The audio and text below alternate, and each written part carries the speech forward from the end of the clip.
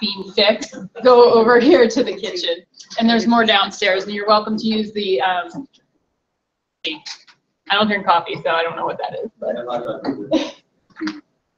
So next up we have Brandon Torres from the National Park Service. He is the branch chief for emergency services for Grand Canyon National Park. And he's going to talk a little bit about unmanned aerial systems program that is somewhat new to Park Service. Yeah. All right. So, yeah, the goal of this talk is to really just do some lessons learned after implementing the program in September of 2016. We started up for the National Park Service, but many other agencies, even within the Department of the Interior, are way ahead of us on this. USGS for one, BLM for the other. So pretty much we suck. I'm sure that everybody in this room is better at this than we are, but Forest Service is worse. okay, all right. But we did have it this summer at Grand Canyon, and we hit front page news everywhere, and my phone rang off the hook for days and weeks and months on SAR programs around the country saying, how do I start this? And so I don't want to dwell on how we got here, because at Grand Canyon, like we've been running down into the canyon when visitors have been crashing their drones and pulling them out and putting them on shelves for 3 years, saying, hey, when can we use this? Well, finally we got to use it, basically, right? This, unfortunately, is the only thing we're allowed to use at Grand Canyon. There's a lot of bureaucracy behind that. It's a US-made product, and it isn't made anymore, but this is what we were allowed to use, so we used it. What's that? I could use mine then? No. But I think what most programs out there are using are like DJI, Provic, Mavic, all that kind of stuff. We use the 3DR Solo. I have a position paper from one of our operators who was trained up to use these, who is former Special Forces military experience, that outlines the platform that we should have. Right, which is a Lockheed Martin, blah blah blah blah blah. That costs $70,000 to $500,000. We're not going to get that in the National Park Service anytime soon. We had that stuff. Our real goals were to crawl, walk, and run. I think we did a good job of crawling. I think like every SAR program out there who was ready to use some UAS stuff, they had a vision of what they were going to use it for, right? And so I want to just play a little bit of video, help me out to get there. Where was it? Right here? Yeah, but not that one, the other one. Oh, bitter. Okay. All right. Now, I'm not obviously going to play this whole thing.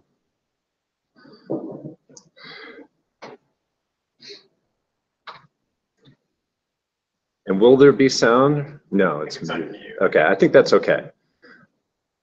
So had to give you a little bit of Grand Canyon view today because it's nice. But this is a situation where we have somebody we think is over the edge. And this is exactly what I wanted to use. Grand Canyon is a pretty busy aviation program. It's one of the reasons why it was chosen for the National Park Service to launch, to be the first park to kind of launch this for the Park Service. Can you see the guy standing there on the cliff edge, pointing to the operator of where? And if you can see this person's view, who's on rope, standing there, their view is limited by this vegetation off this first cliff band. There's some evidence that they found up top that says, I think we should look here, but they're just not seeing it. So, of course, we're flying these things manually. Wow. And we're not, doing maybe the best job of it so far.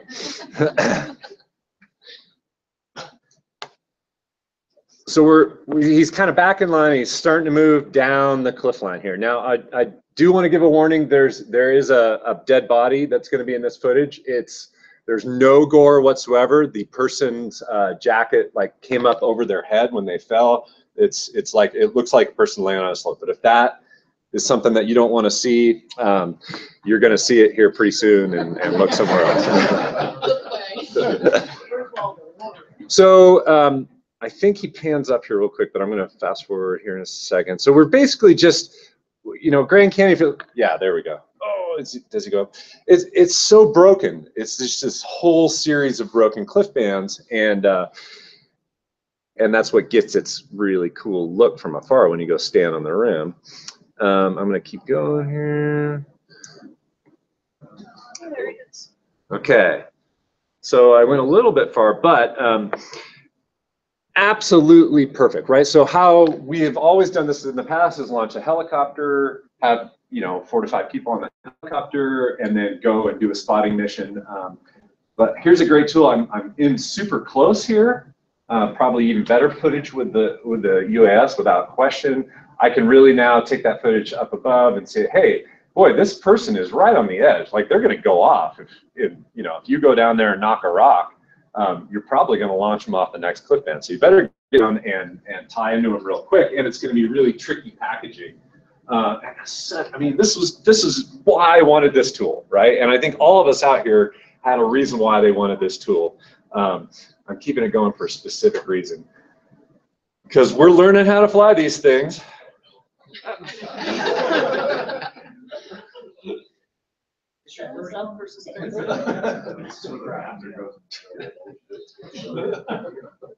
And when we have a very specific thing to go look at, we're flying manually.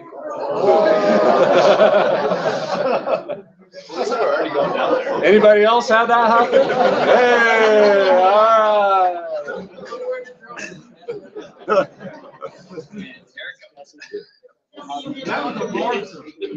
That wasn't a crack. You get my down on. What's that? That's a marker, not a crack. Yeah. So from the standpoint of using the platform that we did, the Solos 3DR, actually really good. The thing only cost what, 11, 12 bucks. And first year when we're crawling, hey, let's buy it and let's crash it. I mean, go for it.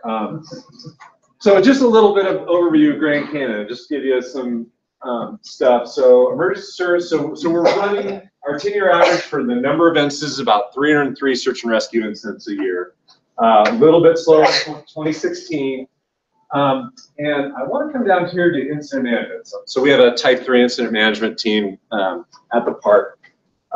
We average about 3 incidents a year. And those are usually searches. In 2016, we had some major infrastructure failures, some big planned events. It was a centennial. But really, about 3 searches a year.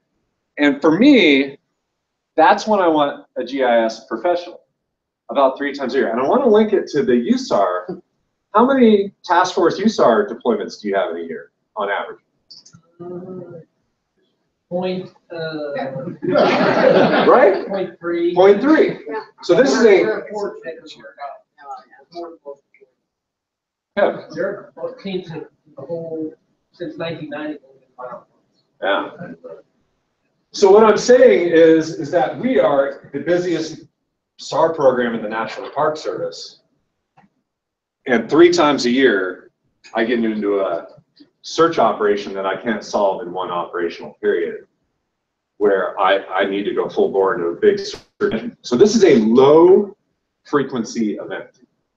And that's why this is such a great conference, because if this was a high frequency event, we would have solved all these problems already, right? So thank you for being here and helping. Specific to Grand Canyon, this is kind of how it breaks down. And you saw some of this data earlier. What's interesting is you always think of search and rescue as being in this age group. At Grand Canyon specifically, it is not. Bread and butter, 60 years and over. That's who we go and rescue. And it's really more rescue than it is search, right? And it's just, and this totally changes every year, right? In 2015, it was all male. Right, so it just depends. It's just kind of interesting kind of stuff. And this is what they were doing, right? So the vast majority of the folks that we are rescuing out there are day hikers or have a day hiking mentality. Just kind of interesting stuff. And where are they? And this is where it gets into some of that data, like this is how I'm doing my PSAR stuff. Almost all of our activity happens on 3 trails, and that's this little segment here, and I'll show that a little bit closer. So these 3 trails, the North Kaibab Trail, and the Bright Angel, what we call the corridor from the south rim to the north rim, if you've ever been there. And so we look at this, we look at that most of our SAR activity is there, and so boy, let's focus our preventive search and rescue. And if you're thinking about preventive search and rescue, right, it's always this, you're just always adapting and changing. And what I wanted to say about this, and this is my brainchild, vomiting Victor, with the sunburn and the vomit in multiple languages, right? Is that this is not at the trailhead. If you stand and watch people and how they approach, at least our trails in the Grand Canyon, nobody stops and reads anything at the trailhead. It's great to put it there. The people who read it are the people who are not hiking down the trail, right? This is down the trail, and who remembers Burma Shave, like stuff, right? That is the methodology that we have found that's more successful. Our PSAR Rangers are not at the trailhead; they are down the trail. They're 1.5 miles down the trail. They're 3 miles down the trail. And similar things are happening at Yosemite because people just don't look at stuff at trailheads. You gotta hit them when they're down there. They want to get going on their hike. We try at the trailheads in Yosemite. Yeah. Hey, wait, hey, you're wearing flip-flops. Where are you going? Bye. So yeah, you're right. You have to start to wait until they reach some reality of exhaustion or stress. And it's the Grand Canyon is probably so easy to hike down, and then I've seen people in full motorcycle leathers with their helmet in their hand, 3 miles down the trail because it's so easy to walk down trail, and then they've got to turn around and go back up. So, okay, so back to UAS. Just kind of I want to plug a couple things. So we got into it, 13 different missions. We went to some other parks. We went to Joshua Tree and searched around for the couple there that was just found. Didn't find them with the UAS, but tried. Went to Yellowstone. Yosemite, and that individual was just found. A gentleman from the Navy, I believe, who went missing there in the river. We didn't find him, but there's good reasons for how high the river was. Anybody recognize this photo? This is what hit the media. So this was the Merrill search, and after this search is when my phone started ringing because it just hit the media so hard. It was the Merrill family, and they were on a side canyon in Grand Canyon National Park trying to do a little creek crossing, and just these 2 got swept away. And what is fascinating about this incident for us was how the public, the family, everybody just assumes is that, well, of course you're using drones, right? Like you're using infrared technology drones and all this stuff. And the expectation from the public, I think, is already up here. The reality is that we just started doing this barely 6 months ago, and we suck. But and so we're learning, but it's an interesting expectation versus reality as far as where we're at Grand Canyon.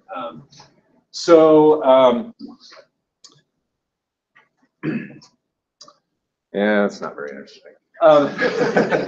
Want to get into some kind of lessons learned. So some of the things that we learned is that I want to start with the bottom one there first. It's a tool in the toolbox. So what we found is that if you have a very specific place that you want to go search, this is an outstanding tool, right? Like for that one over the edge, that video footage I shot, it's perfect. I have a very specific spot. If you have a wide area search and you really don't know where they are, this is a horrible tool. The limitation of flight time for us with this platform is about 9.5 minutes, and I think you can get longer stuff like that, but you just can't search very much effectively with an effective POD. The program itself is a ton of work. So this is something we've been wanting to do. We added on. We thought, oh, we can do this as a collateral duty. We found out very quickly that we cannot. We are writing the job description. We look to be hiring a UAS coordinator at Grand Canyon for seasons to come, because we can't keep all the things you can do with this, nobody can do it. We're all just too busy anyway. So another problem we very much found, and it's hampered by some of the regulations, which is that you have to be within visual sight of it right now. I think most of us are under that regulation right now, is that when we fly it down, we immediately lose it in the terrain. And most people, I think, fly these things up, so it's a lot easier, but at Grand Canyon, we're generally flying it down, and it's really hard to see. And so we searched around for a while, you know, we tried this kind of stuff. It was actually, you know, mixing up the rotors worked pretty good. This little thing is a blinky LED strobe that we have tried all kinds of different iterations of. This one was actually 3D printed and designed, and we built it. Of course, now you can buy that. You know, we didn't know that at the time, and that's why we need a full-time UAS coordinator, so we don't go 3D printing things. But this is awesome. We can actually see the thing now, and we can actually fly it around very effectively. Training part 107. So, okay, so federal agency, a lot of bureaucracy. You know, week-long training course to train up pilots for this. Better than some of the stuff that was coming out of the FAA. You got to become a Part 107 operator for us, anyways. That's the kind of the same where you all are. And so our initial cadre of folks that we trained up 6 at Grand Canyon. We said, okay, you know, we're going to give you this training. Now you got to go out, study, take this test, and pass it. And it was like pulling teeth, because these are all very collateral duties for y'all. I don't know if you're having the same experience. It took months and months and months, and they finally did it. So we just trained a new group as part of the new cadre to go to the park. So I said, before you come to the training, you've got to pass your Part 107 to show up. Well, 6 people showed up for the training, right? And so somewhere there's a balance for busy people in programs that want to do this. We're very successful there, so we're struggling a little bit with that, and it's just hard. It's hard. Like busy people doing lots of things to keep up with stuff. So you provide the funding to get on trained. Sure. And then it was just about. Well, yeah, because the 107 test, it covers a lot of stuff like airport runway marking. I'm not a pilot. I didn't take the test, so but you know, a lot of stuff that maybe is and isn't relative. So it's just hard. It's a challenge for you all. Okay, POD and image review, real quick. Probability of detection. So that's what I'm kind of saying on the it's a great tool, but how are we effectively getting the information? So who was saying that somebody kept their GPS units on? Right? Yeah. Even though every morning we brief this, turn your damn GPS unit. They've flown back to here. So here's a search we were doing this summer, and you know, aviation's probably in pink, ground units, track logs, right? We're doing this. One of the things that we haven't figured out how to do, and we'll get there, and USGS, BOM, all of you are better at this, is to use the map, use the software, and plot, hey, I want you to go into segment 23 here and fly this kind of pattern and just have it do it, not manual pilot there. We just didn't get there. We want to, but it was a year and we haven't gotten there. So we'll get there, but it's just hard. Let's see. One of the things that we're finding is that in the field for this, we kind of need to put a big screen TV in a trailer and Wi-Fi it to that.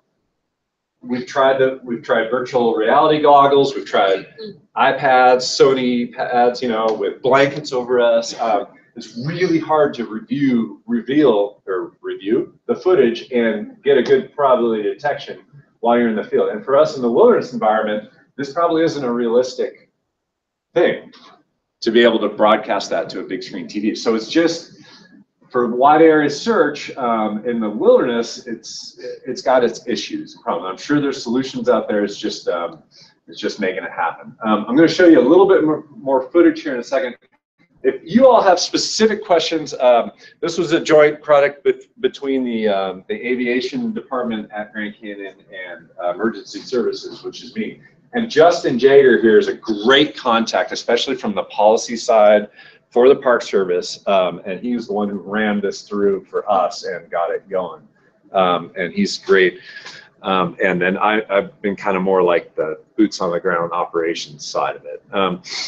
So real quick, just a little bit more video. I got it. So just a little bit of another really good part. So this was that incident with the Merrill search where they were swept down a creek and then we couldn't find them. And we also had a really hard time explaining to everybody on the East Coast why we couldn't find someone in a creek. And they have a very different vision of what a creek is, a creek crossing, because this is, to us, this is a creek. Whereas I guess maybe in some places on the East Coast, it's a trickle. But you know, if you haven't seen this kind of stuff, so we're sure that these people are in the creek. I mean, they're not elsewhere. We've searched the banks, so we're looking for clues now. Like, where are they hung up in the creek? Fantastic tool. Again, it's a very specific corridor that we're searching here. And also, this is in the middle of the wilderness. And yeah, the operator, you know, is flying this, and he's flying it manually. And with an observer saying, "Hey, you're about to hit a bush," you know, like come up a little bit because they're in the virtual reality goggles right now, trying to get good probability detection on the clue so they can come back and look. But really, this footage had to come out on a helicopter every night and get reviewed on a computer. But this is cool, I think, for search as a tool. I mean, look, he's going to stop right there and say, "Oh, this is a good place somebody could be hung up. Why don't I just hover there for a while," right? But again, it's so hard to see in the field, so we struggle with that a little bit. Anyway, good stuff. I think I'm just going to let that play. And any questions? How do you coordinate with the real helicopters? So we have a huge advantage at Grand Canyon because we are the real helicopters. And we're in a special flight area regulations SFAR of the Grand Canyon. So there is no other, there's not supposed to be any other aircraft within that area. So, you know, we're managing the SAR incident. It's real easy to coordinate between the two things, but not so easy everywhere else, and I get that. Yeah. So that being said, from an operational standpoint, we do have some pre-existing pre-scripted temporary flight restrictions that we can file and pull if we're using UAS in the aircraft program outside of those areas that already have the special flight. Yeah, I mean, I used to work at a number of other parks that didn't have special flight area regulation. We would throw up a TFR. I don't know the controls of, I really don't know much about UAVs as. I don't either, but that's good. But you would say, you know, the pilot, you know, had the goggles on and somebody was telling them, "What tree coming up?" Yeah. And I don't know if it's even capable with this platform, but and Cole and I have had this discussion. It's better to have a pilot whose sole job is to fly it and a separate person whose sole job is to look at the camera. Sure. Yeah, and operate the camera and observe. I mean, you know, 3 or 4 people. The command trailer, or like think about the military goes up to a satellite uplink and back to, you know, command operations center, real-time footage, right?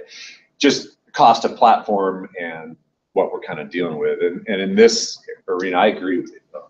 Go ahead. The challenge you have too is 3D is limited in the capacity for DJI that allows you to do that. They have limitations from the first side of China assets.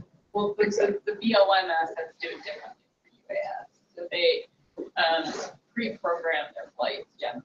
And that's what I was talking about with the survey flight, right? And but again, and the software exists. We could have done this same profile of search and even offset the camera, say 30 degree, get it down so you're looking at one bank, and it could have flown just not manually. We just haven't gotten there yet. And then flying in I fly with Maryland State Police Aviation, and when we fly, and I'm sitting there looking at the camera and operating the camera, and then you've got a guy looking outside. It's no different. It's now you're on the ground and the platform's up here. But they do for I think it's DIY, not just Park Service. You have to get trained in pairs. Yeah, it's always a twosome operation. Yeah, go ahead, Paul. I think one of the key points is you'll notice I'm not anti-drone. Yeah.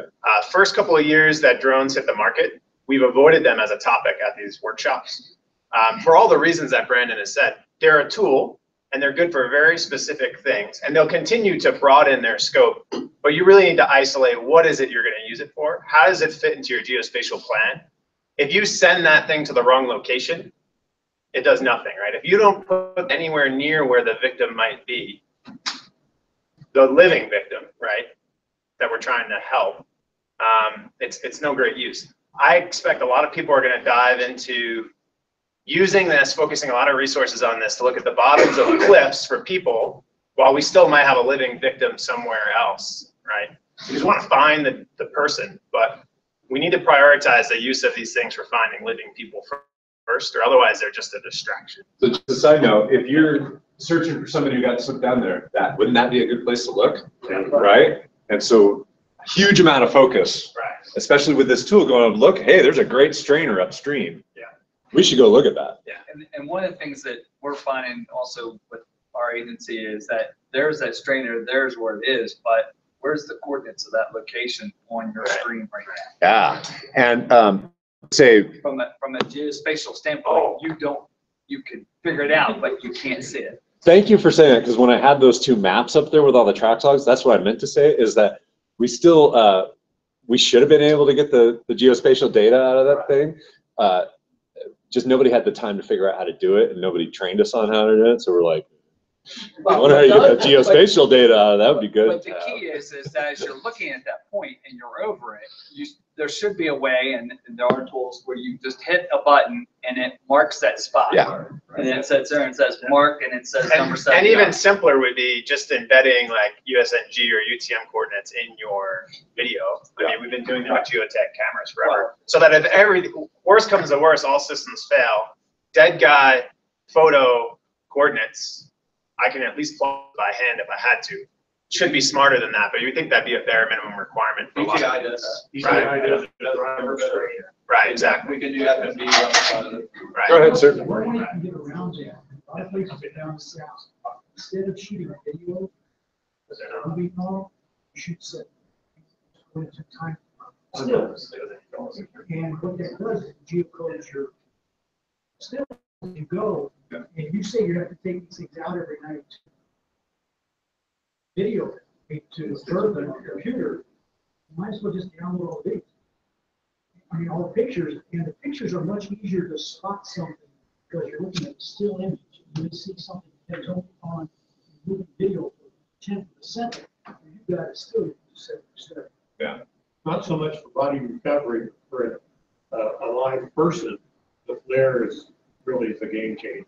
So interesting. So absolutely, I'm with you. I bought a flare. I mean, the camera costs twice as much as the drone does, right? And that you started today's technology. Yeah, and some of the challenges with that is that in this particular platform, you can't adjust the settings on the FLIR camera until you land it, readjust it, and launch it again. And like, so a platform that you could actually fly, like if you were in a helicopter.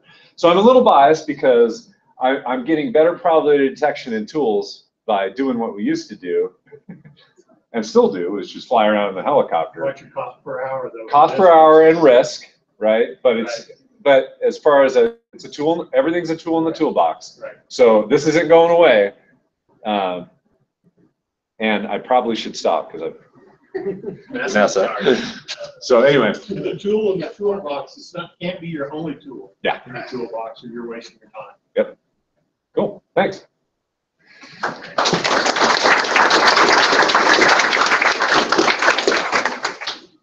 All right, so we are going to actually take a 10-minute proper break. Fern made some cookies, and they are out there, so thank you, Fern, for